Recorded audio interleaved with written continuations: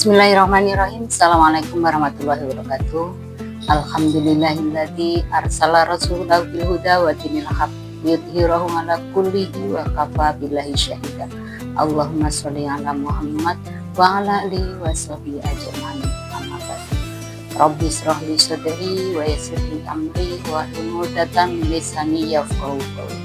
Bapak Ibu yang dirahmati Allah, marilah selalu kita panjatkan rasa syukur kita kehadirat Allah SWT yang atas segala limpahan karunia dan nikmatnya kita sampai hari ini di hari-hari terakhir bulan Ramadan kita masih diberi kesempatan untuk memaksimalkan ibadah kita, diberi kelancaran, diberi kesehatan.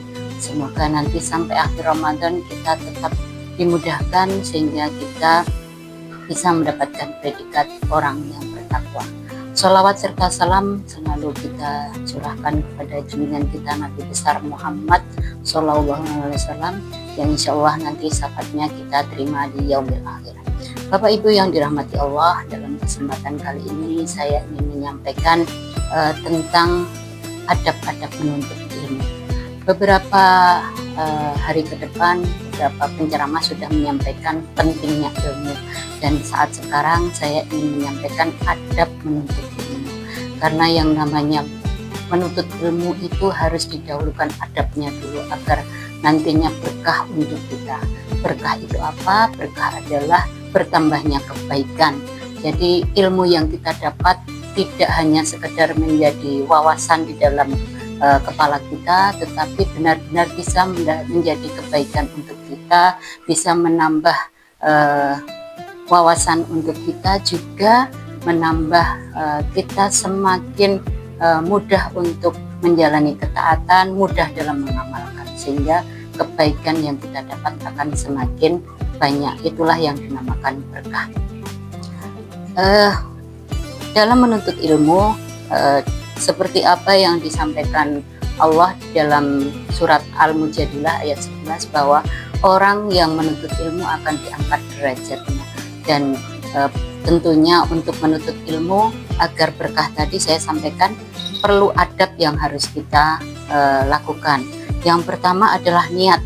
Niat dalam menuntut ilmu itu harus benar-benar lurus Bapak Ibu, agar apa yang kita dapat tadi, ilmu itu benar-benar bisa menjadi berkah. Tentunya niat tulus karena Allah itu harus benar-benar kita panjangkan agar ridho Allah menyertai kita, sehingga ketika ilmu itu disampaikan benar-benar tertransfer dalam diri kita dan kita mudah dalam mengamalkannya.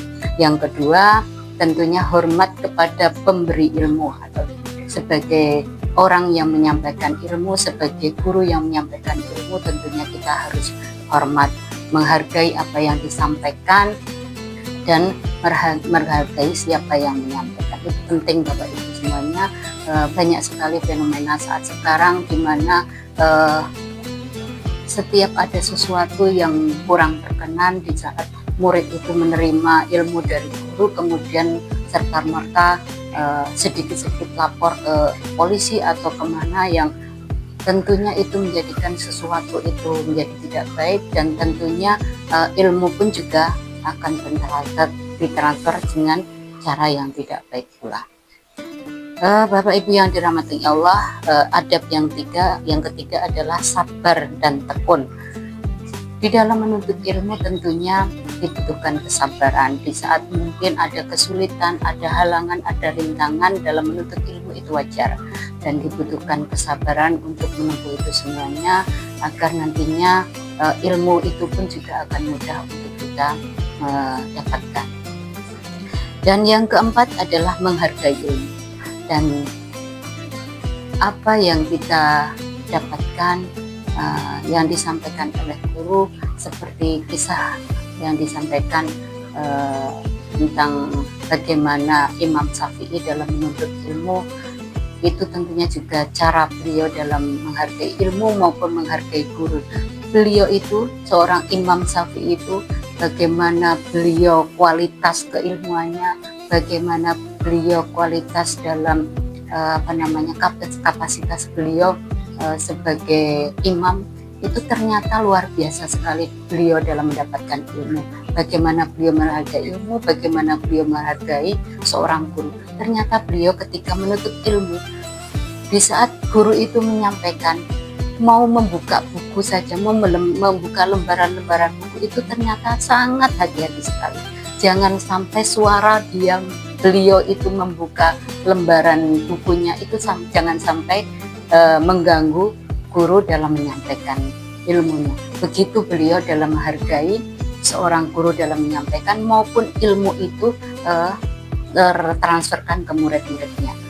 Bagaimana kehati-hatian seorang Imam Syafi'i, jangan sampai suara lembaran buku itu mengganggu jalannya proses belajar mengajar maupun mengganggu konsentrasi guru dalam menyampaikan ilmunya. Itu seorang Imam Syafi'i dalam menghargai menuntut ilmunya, dan tentunya itu pun juga terwujud sebagai bagaimana beliau kualitasnya, keilmuannya, bagaimana beliau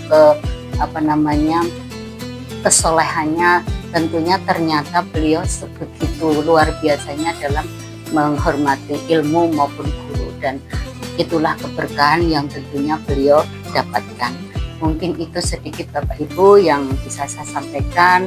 Semoga yang sedikit itu bisa bermanfaat pada kita semuanya, dan tentunya di akhir-akhir Ramadan ini, walaupun tinggal beberapa hari itu saja, semoga apa yang saya sampaikan itu menjadi motivasi kita bersama untuk semakin memperbaiki diri. Bagaimana kita dalam menuntut ilmu, kita benar-benar menerapkan adab-adab tersebut agar berkah untuk kehidupan kita selanjutnya. Bagaimana kita mengarungi kehidupan, tentunya segala sesuatu itu butuh ilmu. Bagaimana kita harus menghadapi dunia, menguasai dunia, itu butuh ilmu. Bagaimana kita menguasai akhirat, itu pun juga butuh ilmu. Dan kalau kita ingin dua-duanya, itu juga butuh ilmu. Dan kalau kita ingin ilmu, tentunya kita harus menerapkan adab-adab tadi agar berkah. Itu saja Bapak Ibu semuanya, ada kurang lebihnya mohon maaf. Assalamualaikum warahmatullahi wabarakatuh.